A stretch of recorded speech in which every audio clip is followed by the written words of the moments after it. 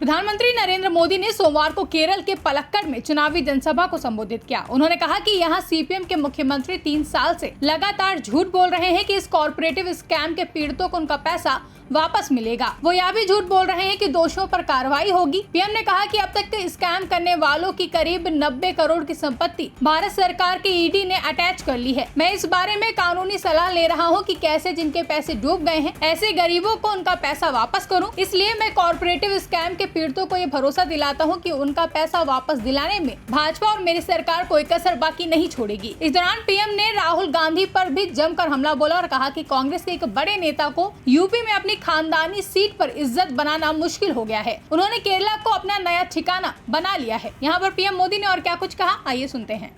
यहाँ सीपीएम के मुख्यमंत्री 3 साल से लगातार झूठ बोल रहे हैं कि इस कोऑपरेटिव स्कैम के पीड़ितों को उनका पैसा वापस मिलेगा। ये भी झूठ बोलते हैं कि दोषियों पर कार्रवाई होगी। ये आपका सेवक मोदी है जिसने इस केस की जांच करवाई। अब तक स्कैम करने वालों की करीब 90 करोड़ रुपए की संपत्ति भारत सरकार के ईडी ने अटैच कर ली है। मैं इस बारे में कानूनी सलाह ले रहा हूं कि कैसे जिनके पैसे डूब गए हैं ऐसे गरीबों को उनका पैसा वापस कैसे करूं। ये 90 करोड़ रुपया उनको कैसे बांट दो। बीजेपी सरकार पहले भी देश में 17,000 करोड़ रुपए ऐसे स्कैम पीड़ितों को वापस दिलवा चुकी है। इसलिए मैं इस कोऑपरेटिव स्कैम के पीड़ितों को भरोसा देता हूं कि उनका पैसा वापस दिलाने में भाजपा और मेरी सरकार कोई कसर बाकी नहीं छोड़ी जाएगी। कांग्रेस के एक बड़े नेता जिनको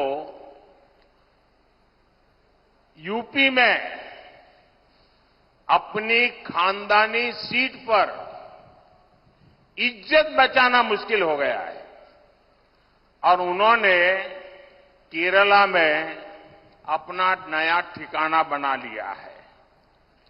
चुनाव जीतने के लिए यहां कांग्रेस ने उस संगठन के पॉलिटिकल विंग से बैकडोर समझौता किया है जिसको देश में देश विरोधी प्रवृत्ति के लिए बैन किया गया है। लेकिन क्या आपने कभी सुना है कांग्रेस के इन नेताओं के मुंह से कभी भी कोऑपरेटिव बैंक के स्कैम के लिए कैसे पैसे लूटे हैं एक शब्द बोलते हैं क्या?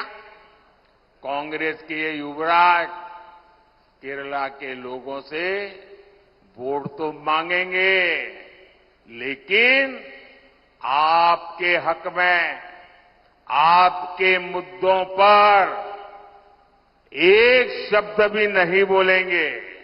केरला में भले ही कांग्रेस पार्टी लेफ्ट के लोगों को आतंकवादी कहती है लेकिन दिल्ली में ये लोग एक साथ बैठकर चुनावी गठजोड़ करते हैं, एक ही थाली में खाते हैं। यहां केरला से बाहर निकलते ही पड़ोस में तमिलनाडु में ही दोनों पार्टियां एक साथ मिलकर चुनाव लड़ रही है। यहां भाषण देते हैं कि आतंकवादी है और वहां मिलकर के चुनाव लड़ते हैं। और जो लेफ्ट वाले लोग कांग्रेस पर परिवारवाद के आरोप लगाते थे अब वो खुद उनसे परिवारवाद के फायदे क्या है इसके टिप्स ले रहे हैं। ये लोग इंडी अलायंस बनाकर साथ आए हैं क्योंकि ये जानते हैं कि मोदी इनके लूट के सब ठिकानों को ठप कर रहा है। इसलिए चाहे लेफ्ट हो या कांग्रेस, सबके निशाने पर मोदी ही है।